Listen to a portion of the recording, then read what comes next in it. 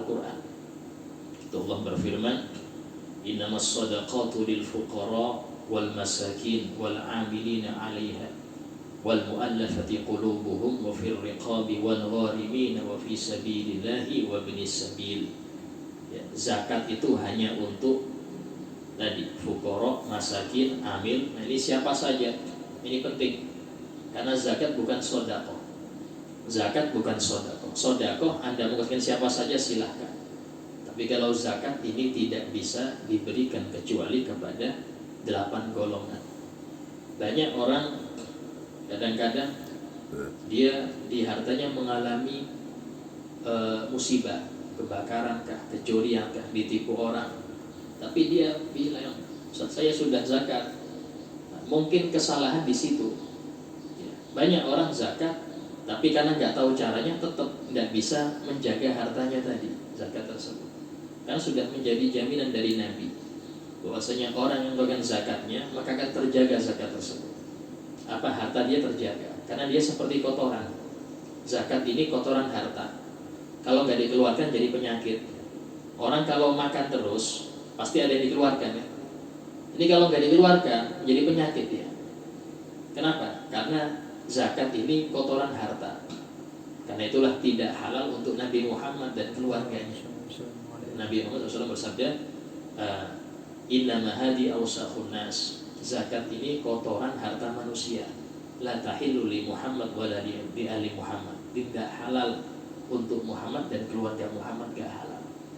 Ya, karena itulah zakat ini kalau sudah dikeluarkan maka sehat hartanya, terjaga dia. Tapi kalau nggak dikeluarkan akan merusak yang lain. Dia akan merusak yang lain. Nah, kadang-kadang ada orang sudah zakat, tapi kok masih mengalami kerusakan hartanya, masih mencuri lah, masih ketipu orang lah, masih kebakaran. Nah, mungkin caranya nggak beres. Bisa jadi dari sisi dia menentukan persenannya nggak pas. Ya, istilahnya tuh harus 2,5%, tapi dia kurangin. Atau dari sisi terlambatnya. Ya, contoh, dia wajib nisabnya itu bulan Rajab, karena uangnya terkumpul sampai nisab bulan Rajab, maka haulnya Rajab. Haulnya itu Rajab setahun harus. Tapi dia akhirkan sampai Ramadan. Yang seperti ini maksiat. Ya, mengakhirkan zakat ketika sudah mampu membayar. Ini termasuk maksiat. Dia sudah wajib zakat di bulan Rajab harusnya, tapi dia tunda Sya'ban, Ramadan baru dia bayar. Ini menunda per hari dapat maksiat. Ustaz, saya kan nyari hari yang utama. Iya, Anda cari yang utama tapi per hari dosa. Ya, asal keluarkan di waktunya. Kenapa sih Allah Ta'ala mewajibkan zakat itu dengan haul?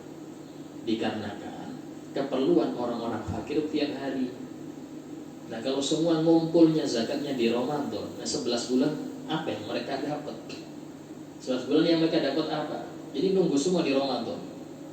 Dan Ramadan selesai sebulan, gak ada lagi yang zakat sampai Ramadan yang akan datang. Dan ini bukan mengentas kemiskinan, malah nambah orang jadi miskin tambah banyak. Ya. Sehingga karena itulah dipakai secara haul. Sehingga tiap hari, oh fulan hari ini zakat, nanti besok fulan, besok lagi fulan, terus. Jadi ada terus. Nah, kemudian untuk yang pada mustahiqun, jadi bagi ini di antara kesalahan adalah menyerahkannya bukan kepada mustahik. Nah ini, menyerahkan zakat bukan kepada yang berhak. Istilahnya menurut senangnya dia. Yang seperti ini tidak sah. Bahkan wajib diqodho zakatnya, karena yang tadi itu jadi sodako bukan zakat. Zakat ini ibadah, karena ibadah ada aturan. Kampanye itu ada rukun, ada syarat, ada. Bahkan ada yang membatalkan, ada. Beda dengan sodako, beda dengan wakaf, beda dengan infak lain. Kalau sodako, infak itu sunnah. Ya, tapi kalau zakat wajib. Itulah orang yang melakukan zakatnya nggak dianggap orang yang dermawan, itu kewajiban dia. Kewajiban dia. Bahkan disebutkan orang yang zakat, kalau harta itu yang tampak, harta yang tampak ya, maka itu sunnah ditampakkan.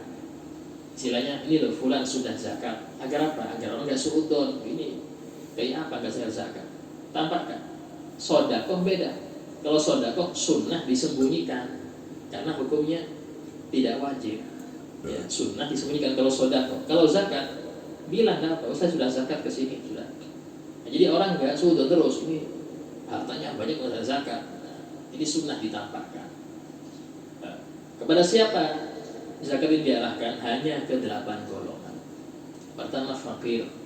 Nah, fakir ini yang nggak punya harta sama sekali, atau dia punya harta tapi punya penghasilan ya, tapi nggak mencukupi separuh dari kebutuhannya. Contoh seseorang yang membutuhkan per hari 100.000, ya 100.000, berarti sebulan itu 3 juta. Cuman dia penghasilannya itu per bulan hanya 1.200.000, 1.300.000 per bulan. Jadi ini nggak cukup untuk dia, maka di sini dia masuk fakir. Ya. Yang kedua miskin. Miskin ini adalah orang yang penghasilannya itu di atas separuh, tapi tetap nggak cukup. Contoh tadi, seseorang yang dia per hari untuk istri dan anak-anaknya itu, dan dia sendiri butuh anggap 100.000. Nah, tapi dia penghasilannya hanya 2 juta per bulan. Ini masuk miskin. Ya, maksudnya kan 2 juta, iya, tapi kalau dibagi per hari nggak cukup ya. Nah, ini masuk kategori masakin. Nah, terus yang ketiga amil. Amil ini siapa? Yaitu orang yang mendapat legalisir, ya, mendapat SK dari pemerintah untuk membagikan atau mengurusi zakat. Ini walaupun kaya dapat. Bahkan para ulama mengatakan walaupun non muslim, kafir dapat. Kenapa? Karena dia sebagai ongkos, bukan sebagai pemberian. Dia sebagai ongkos. Ongkos dia ngurus zakat dia dapat. Cuman tadi amil ini harus yang diangkat. Nah, tapi kalau yang nggak diangkat, contoh istilahnya sekolah bikin panitia sendiri, panitia penerimaan zakat sendiri tanpa ada legalisir, maka mereka bukan amil, mereka badan non amil. Kalau non amil jelas nggak bisa mendapatkan zakat atas nama amil, kecuali kalau dia juga termasuk 8 golongan. Contoh dia juga masuk fakir atau dia punya utang, maka hukumnya boleh ngambil. Tapi kalau bukan itu nggak bisa ngambil dengan atas nama amil. Caranya bagaimana kalau biar menjadi amil? Ya diamilkan, diminta legalisir ya. Itu caranya. Terus kemudian yang keempat yaitu al-gharib. Nah, al-mu'allaf. Al-mu'allaf ini adalah orang yang baru masuk Islam dan imannya lemah. Maksudnya lemah di sini apa Ustaz? Maksudnya rentan dia ini balik lagi ke agama yang awal. Sehingga kita kasih biar kuat walaupun kaya. Nah, kapan selesainya? Selesainya ketika dia sudah tidak goyah lagi walaupun nggak kasih zakat. Hukumnya sudah nggak perlu lagi dikasih kalau sudah kuat. Ya. Kemudian yang kelima al-gharib. Gharib ini ada 3. Gharib orang yang berhak dapat zakat karena utang itu ada 3. Yang pertama orang yang berhutang untuk kebutuhannya pribadi, ya, untuk makan dia atau apa dia berhutang. Nah, dan di waktu jatuh tempo tidak bisa bayar. Jatuh tempo nggak bisa bayar. Nah, seperti ini diberi zakat untuk melunasi hutang. Ya. Jadi apa? Dia nggak bisa memiliki uang itu. Nah, ini untuk melunasi hutangnya aja. Ini nggak boleh orang gharib dapat uang dari zakat terus dia gunakan untuk nyicil ini, nyicil itu, tidak boleh. Karena itu untuk melunasi hutangnya saja. Ya. Yang kedua, orang yang berhutang untuk maslahat umum. Contoh, orang ini kaya dan dia berhutang untuk pembangunan madrasah, pembangunan masjid, pembangunan TPQ. Dia berhutang, walaupun kaya dia berhutang ke temannya, dia belikan material atau mengkosin tukang. Yang seperti ini berhak dapat zakat karena dia berhutang untuk masalah umum, bukan untuk pribadi dia. Walaupun kaya dia, walaupun kaya. Dan inilah solusi kalau pengen umpama masjid atau musola biar dapat zakat, kayak apa caranya? Karena memang masjid dan musola bukan manusia, sementara seluruh yang berhak itu harus untuk manusia. Ya. Caranya tadi yaitu panitia daripada yayasan tersebut itu berhutang, ya berhutang, nanti dia dapat zakat atas nama gharim, ya nama gharim, karena dia utang untuk maslahat umum. Yang ketiga, orang yang berhutang untuk mendamaikan dua orang yang sengketa. Ini orang ribut urusan tanah, ya yang satu mengklaim, yang ini mengklaim juga. Langsung wis, daripada sampean ribut ya nanti kelahi, ini harga berapa, harganya sekian, maka saya utang ke orang untuk mendamaikan. Ya sudah, sampai tak kasih uangnya, ini tanahnya sampai selesai, clear, beres, maka ini saya dapat berhak, dapat zakat. Kenapa? Karena berhutangnya untuk mendamaikan orang yang bertikai. Nah ini 3 jenis gharim, orang yang hutang seperti itu. Terus kemudian wafir riqab, ya, riqab ini berbudakan. Itu budak yang dijanjikan majikannya, kalau dia bayar sekian maka dia merdeka. Ya seperti ini, dibantu biar cepat dia bebas dengan uang zakat. Tapi untuk bayar, bukan untuk dimiliki, untuk bayar saja. Nah, tapi sekarang nggak ada, sudah berbudakan. Terus kemudian yang ke-7, ya fisabilillah. Fisabilillah itu dalam konteks mazhab kita Syafi'i adalah orang-orang yang berperang di jalan Allah, yang perang dan dengan biaya sendiri dari gaji pemerintah. Nah, yang seperti itu masuk dapat zakat, walaupun kaya, walaupun dia kaya dapat zakat. Kenapa? Karena dia berperang dan dengan biaya sendiri. Kalau dibayar pemerintah nggak dapat. Ya, contoh gaji per bulan dapat dia, hukumnya nggak termasuk fisabilillah. Nah, terus yang ke-8 Ibnu Sabil. Ibnu Sabil ini siapa? Yaitu orang yang bepergian keluar kota bukan untuk maksiat, ya. Kemudian nggak punya ongkos untuk balik. Yang seperti ini berhak dapat zakat, ya. Nah, tapi ingat, hanya ini orang yang istilahnya bepergian nggak punya ongkos, ya.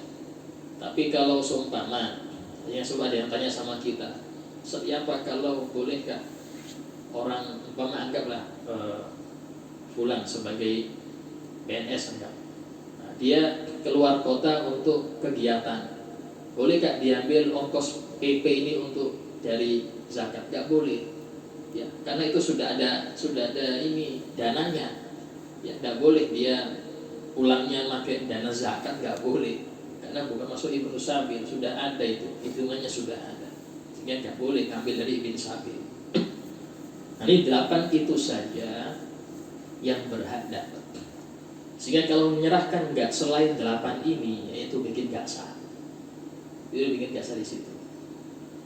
Nah kemudian ada orang-orang yang nggak berhak dapat zakat, nggak boleh, ya, walaupun punya sifat.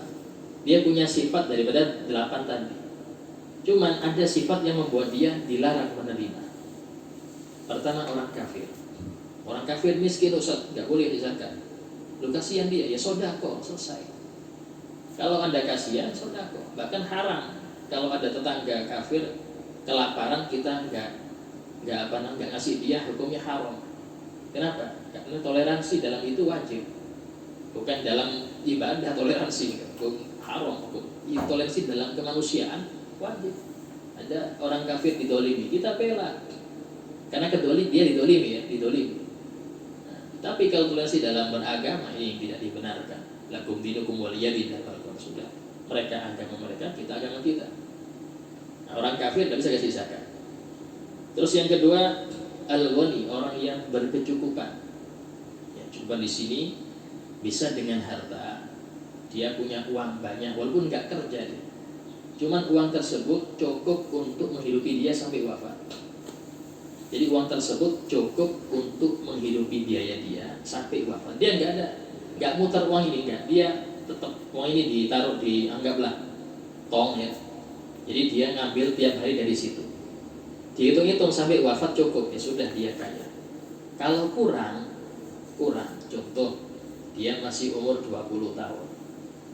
Kemudian dia punya uang 100 juta. Gak bisa menggerakkan dia, saya gak bisa menggerakkan, dan saya makan dari uang itu tiap hari saya ambil 20 ke 60, rata-rata orang meninggal 60, Kita pakai umur biasanya orang wafat 60, itu 40 tahun. 40 tahun cukup nggak 100 juta ini untuk 40 tahun?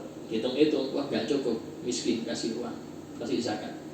Misal dia punya 100 juta, iya, dia nggak bisa ngolahnya. Beda kalau dia bisa ngolah atau dia nyuruh orang mengolah, hukumnya nggak boleh, nggak dapat zakat karena dia ada penghasilan. Ya. Ada lagi orang yang cukup karena pekerjaan, penghasilannya. Ya, contoh ada orang dia hanya punya modal kapak sama tali. Tiap hari masuk hutan, ngambil kayu, ya, dijual di pasar dan cukup untuk kehidupan seharian cukup. Nggak ada lebih, nggak ada tabungan, nggak ada. Yang seperti ini hukumnya bagi kecukupan dia, nggak boleh dapat zakat. Ustaz dia nggak punya apa simpanan loh, bukan urusan simpanan. Intinya penghasilan dia per hari itu cukup, ya sudah. Penghasilan dia per hari cukup, berarti dia nggak berhak dapat. Nah ini. Terus nomor 3 adalah al-makfiyul mu'an, orang yang tercukupi dengan nafkah wajib. Contoh seorang perempuan yang bersuami. Perempuan yang bersuami walaupun fakir, ya, tapi dia dicukupi oleh suaminya karena wajib, suami ngasih nafkah istri. Ya seperti ini nggak boleh dapat zakat. Perempuan yang dia bersuami walaupun ini perempuan miskin tapi suaminya mencukupi terus tiap hari ada, hukumnya nggak boleh kasih zakat. Anak-anak kecil yang belum balik, ini mereka wajib orang tua ngasih nafkah, sehingga nggak boleh ngasih zakat anak kecil. Jadi berapa banyak kita ini kadang salah ngarahkan. Anak kecil pak zakat kasih, nggak sah semua itu. Nah itu. Terus kemudian orang tua yang punya anak-anak yang mencukupinya, ya, orang tua sudah sepuh, ya, dia masuk fakir. Cuman dia punya anak-anak yang mampu, yang mencukupi, karena wajib anak itu menafkahi orang tua yang nggak mampu, itu wajib. Sehingga orang-orang yang dinafkahi secara wajib tidak boleh diberi zakat karena sudah tercukupi. Ya. Nah ini penting. Ya apa kalau anak yatim Ustaz? Anak yatim nggak masuk 8 golongan. Anak yatim masuk 8 golongan. Terus bagaimana? Nah anak yatim kalau dapat warisan banyak ya sudah dia orang kaya. Kalau nggak ada warisan diambil dari baitul mal, bukan dari zakat. Nggak ada baitul mal, berarti orang-orang kaya sekitar yang wajib menafkahi. Dalam hukum fikih, anak yatim itu yang ngurusi orang-orang kaya sekitar, bukan dengan uang zakat, dengan uang sekat kantong mereka. Tapi kalau itu nggak dijalankan, ya ini yang paling banyak memang, karena nggak ngerti ilmunya. Nah, maka di sini boleh mereka dapat zakat, tapi yang menerima adalah pengasuhnya, bukan mereka langsung, karena anak yatim nggak bisa mengolah uang. Ya, nah, itu dalam hukum anak yatim. Kemudian di antara yang nggak boleh juga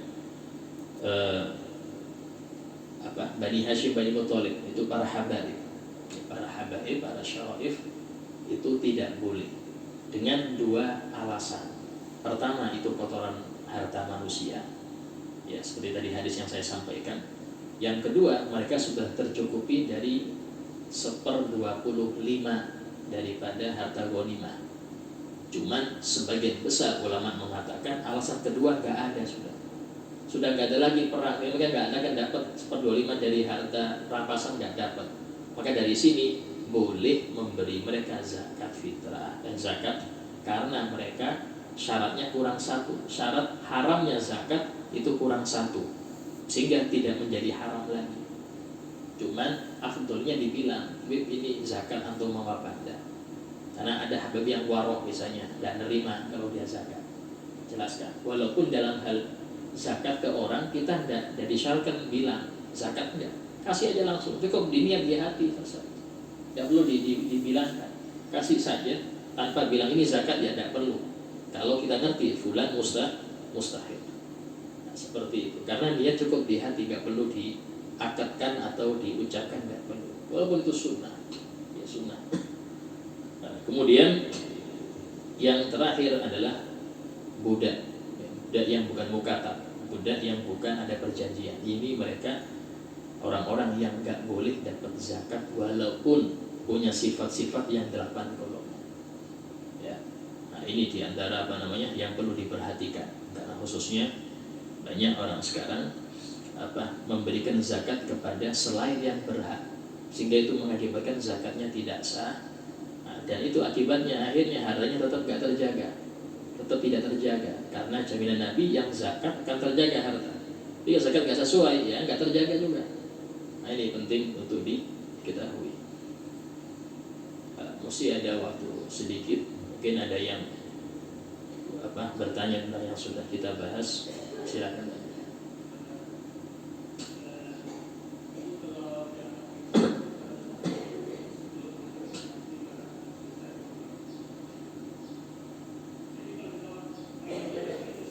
Siapa yang bertanya?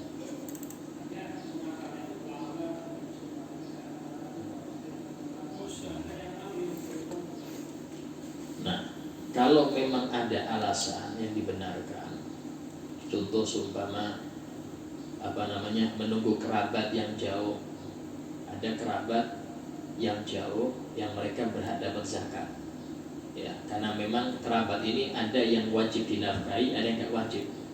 Contoh saudara nggak wajib dinafkahi, nah maka zakat ke saudara, ke keponakan, ke sepupu, ke paman itu lebih afdol daripada selain mereka. Kalau mereka mustahik, ya, saya punya paman mustahik besar, lebih afdol dari orang lain. Nah, mengakhirkan zakat karena nunggu mereka datang itu tidak apa-apa, nggak apa-apa, ya, karena nunggu mereka itu tidak masalah. Kenapa? Karena memang menunggu yang lebih berhak itu tidak apa-apa. Ya, memang setelah adzan, setelah sholat id hukumnya makruh. Hukumnya makruh, ya, menyerahkan zakat setelah id hukumnya makruh. Tapi kalau sampai adzan maghrib belum diserahkan hukumnya haram. Cuman kalau ini badannya amil, maka yang muzaki nggak tanggung jawab lagi. Yang muzaki kenapa? Karena amil sebagai wakilnya mustahik.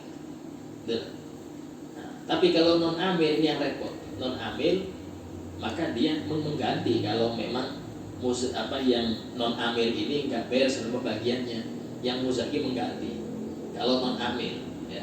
Tapi kalau amil beres, ya, urusan tinggal ambil aja ya kebijakannya. Nah, itu di dalam masalah zakat tersebut. Tanya lain? Begitu.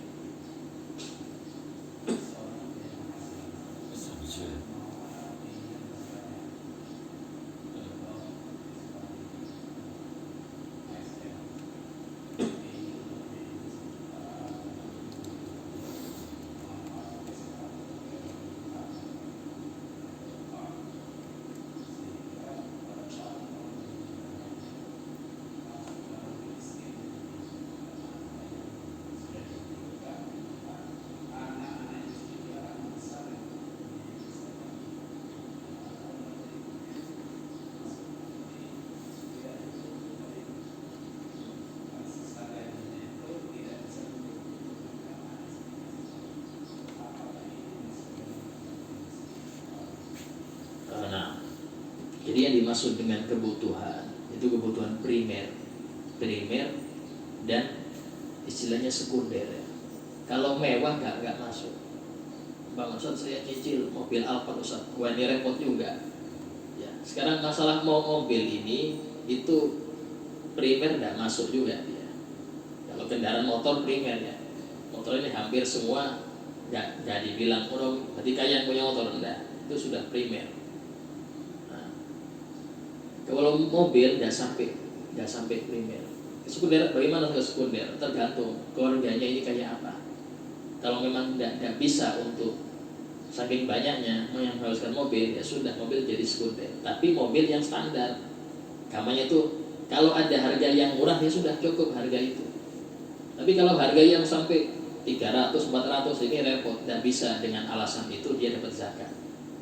Ya, karena untuk urusan yang sifatnya mewah atau di atas sekunder ini bukan termasuk hak kifayah.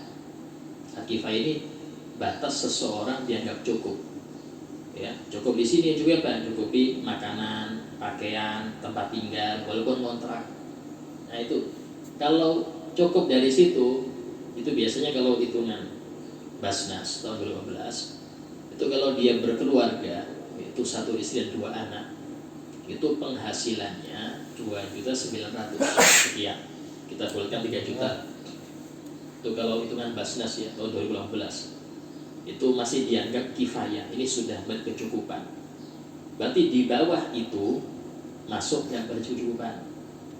Ya, contoh, anggaplah guru-guru TPQ ya, yang dia fokusnya TPQ saja, itu paling berapa? Nggak nyampe itu. Kalau dibilang kifayah nggak cukup, sehingga dapat berhak.